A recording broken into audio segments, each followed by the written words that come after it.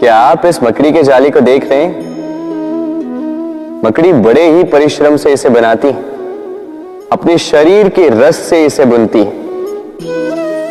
क्या आप इसका उद्देश्य जानते हैं? आखिर मकड़ी इन जालों में नन्ही कीटों को फंसाकर उन्हें अपना भोजन बना लेती है। और क्या आप ये बात जानते हैं कि एक दिन मकड़ी इन्हीं जालों में फंसकर मृत्यु को प्राप्त हो जाती है? बताइए क्या करते हैं आप इन जालों के साथ? दिखते ही हटा देते हैं इनका अस्तित्व, है ना? दूसरी ओर चिड़िया का घोंसला। चिड़िया भी बड़े परिश्रम से इसे बनाती है, किंतु यदि चिड़िया इसे छोड़कर चली भी जाए, उसके पश्चात भी लोग इसका विनाश नहीं करते। कारण क्या? कारण यह है कि इसका निर्माण जीवन के संचयन के लिए किया गया था, आखेट के लिए नहीं। स्मरण रखिएगा, जीवन में आपका परिश्रम कितना भी अधिक हो, यदि आपका लक्ष्य शुभ ना हो तो आपको भी विनाश पाना ही होगा। तो सृजन करते रहिए और मगन होकर कहें राधे राधे। ये है एक कोमल सा धागा। सोचता हूं यदि इससे मैं वस्त्र बुन लूं तो स्वयं के लिए कितनी सुंदर पोशाक बना सकता। किंतु यदि इसे मैं, कोई बात नहीं,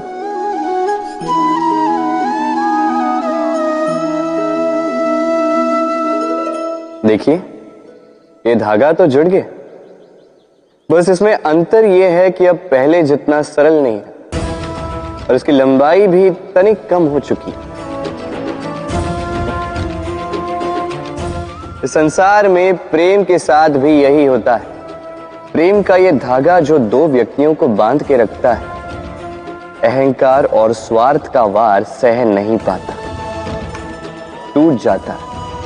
प्रयास करने पर यह संबंध भले ही पुनः जुड़ जाए, किंतु फिर भी पहले जैसे नहीं हो पाते, क्योंकि मन में गांठ बढ़ जाती है। इसलिए प्रेम को सहेज कर रखें, अहंकार और स्वार्थ से दूर रखें। राधे राधे। ये संसार बहुत ही बड़ा है और हम उसके सामने बहुत ही छोटे हैं। इस संसार में लाखों लोग ऐसे मिल जाते हैं जो हमें समझाते हैं कि संसार कितना बड़ा है, कितना अद्भुत, कितना सुंदर। और इस संसार की रचना करके ईश्वर ने कितना बड़ा कर्म किया। किंतु आपको इस जीवन में कुछ मुट्ठी भर ही लोग मिलेंगे जो आपको ये बताएंगे कि इस संसार में आप कितने महत्वपूर्ण हैं, आप कितने अद्भुत। यदि आप उनके साथ हो तो वो कितना अच्छा सृजन कर सकते हैं, इस संसार को और कितना पवित्र बना सकते हैं। तो इस संसार को पीछे छोड़ उन मुट्ठी भर लोगों को महत्व दीजिए, क्योंकि वही आपके अपने और वही आपको उचित मार्ग पर ले जाएंगे। मनुष्य को तो बरसाती नाला भी बहा ले जाता है, डुबा तो सागर भी देता, किंतु गंगा जल सबसे अधिक शुद्ध है, क्योंकि उसकी कुछ ही बूंदें व्यक्ति को मुक्त कर देती। राधे राधे। जीवन में बहुत ही महत्वपूर्ण होती है ये अग्नि है जो ऊर्जा बनकर हमें जीवित रखती है। किंतु सोचिए, यदि ये ऊर्जा क्रोध की अग्नि बनकर भड़क जाए तो क्या होता है? एक तिनके में लगकर संपूर्ण वन को भस्म कर देती। उसी प्रकार मनुष्य के क्रोध की अग्नि भी दूसरों को तो जलाती ही है, किंतु उससे पूर्व स्वयं उसे भस्म कर देती है। तो क्या किया जाए? कैसे नियंत्रण में किया जाए इसे? उत्तर है इसमें जल मिलाकर। जल की भांति बहने दीजिए इसे, ठीक वैसे ही जैसे सूर्य अपनी अग्नि को तेज बनाकर आप तक पहुंचाता है। यही अंतर है सूर्य की अग्नि में और हमारे क्रोध की अग्नि। सूर्य की अग्नि बहकर छनकर हम तक आती है और इसीलिए वो तेज कहलाती है। दूसरी ओर हमारे क्रोध की अग्नि की तो कोई सीमा ही नहीं होती। तो अपनी भीतर की ऊर्जा को क्रोध बनाकर जलाना चाहते हैं या ऊर्जा बनाकर बहाना चाहते हैं, निर्णय आपका है। राधे राधे। इस फल को देख रहे हैं आप? ये वो फल है जो पेड़ के सबसे ऊपर वाली शाखा पर पाया जाता है। तो जब ये टूटता है तब ये उस आकाश की ओर नहीं जाता जो ऊपर हो, वह जाता है उस धरती की ओर जो नीचे से उसे तक रही होती। क्यों? क्योंकि इस फल को अपनी ऊंचाई का ज्ञान धरती की नीचाई देखकर होता है। यही बात हम मनुष्यों के लिए भी लागू होती है। यदि आप संपन्न हैं तो उनकी सहायता अवश्य करें जो आपसे सामर्थ्य में कम, जिनको सहायता की आवश्यकता। आप सामर्थ्य में अधिक है क्योंकि वो आपसे कम है। देखिए, जीवन में आनंद केवल बढ़ना नहीं बल्कि उनकी सहायता करना भी है जो किसी कारणवश आपसे नीचे रह गए। और जब एक फल ये बात समझ सकता है तो आप क्यों नहीं? राधे राधे। कभी आपने किसी पंछी को देखा है? तीव्र वायु, भयंकर वर्षा, हिंसक जीव कई बार उनके घोंसलों को नष्ट कर देते हैं, किंतु फिर भी वो आंधियों से बैर नहीं रखती। वो कभी वर्षा से द्वेष नहीं करती, ना ही हिंसक पशुओं से प्रतिशोध लेती। वो करती हैं स्थान परिवर्तन, किसी और सशक्त डाल पर फिर से अपना घोंसला बनाने का प्रयास करती और फिर सफल होकर अपना परिवार बसा ही लेती। और फिर कुछ ही माह में उनकी नन्ही संतानें आकाश में पंख फड़फड़ाते हुए दिखती। दूसरी ओर एक नाग प्रहार का प्रतिशोध लेने के लिए मनुष्य की बस्तियों में घुस जाता और अंततः वो स्वयं ही मारा जाता। यही सीख हम मनुष्यों के लिए भी लागू होती।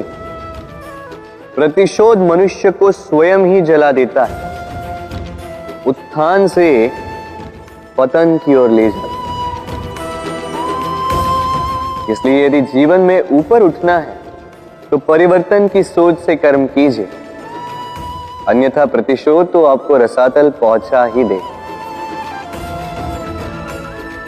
राधे राधे। संसार में सबसे कठिन कार्य क्या है? कोई कहेगा पर्वत पर चढ़ना, कोई कहेगा तैरना, कोई कहेगा उड़ना। किंतु क्या ये वास्तव में कठिन है? असल में देखा जाए तो बस ये थोड़े भिन्न है।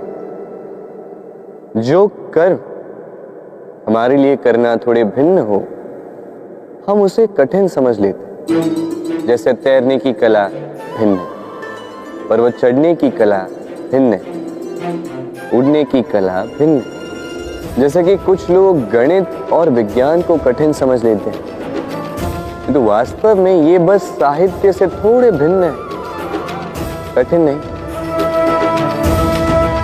देखिए, इस संसार में कठिन कुछ भी नहीं है, बस एक दूसरे से भिन्न है। जैसे कुछ लोग हो, संबंध हो, किसी की सोच या विचारधारा हो, कभी कभी हमें समझ में नहीं आती क्योंकि हमारी सोच और विचारधारा से वो भिन्न है। किंतु यदि ये समझ लिया जाए कि वो कठिन नहीं, बस थोड़े भिन्न है, तो अनेकों संबंधों को बचाया जा सकता है।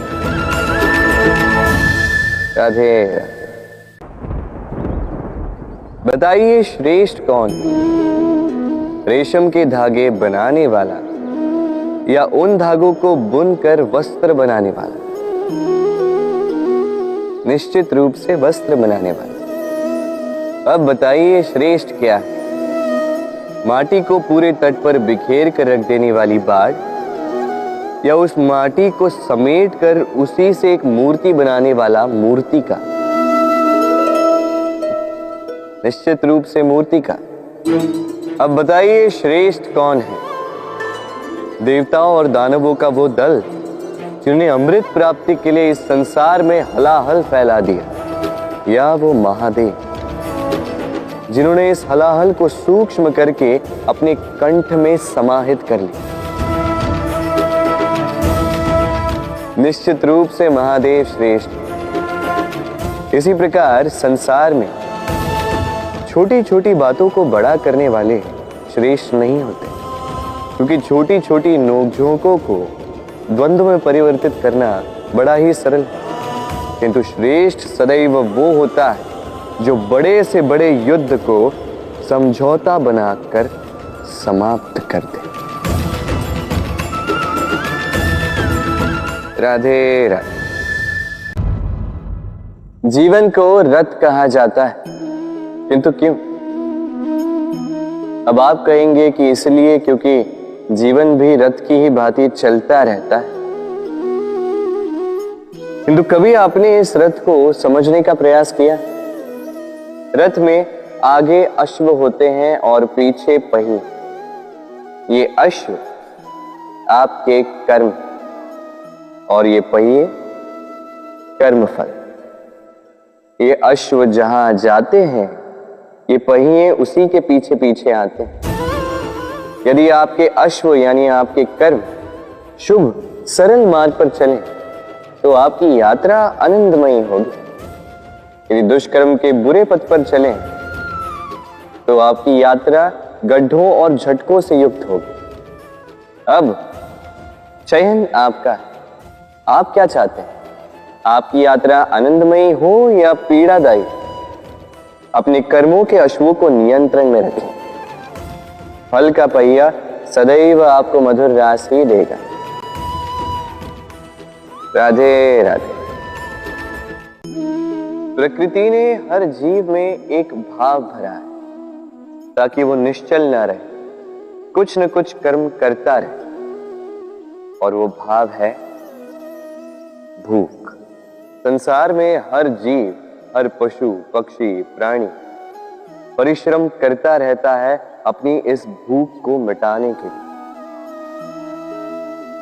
परंतु क्या अन्य जीवों की भांति मनुष्य की भूख भी पेट तक ही सीमित रहती?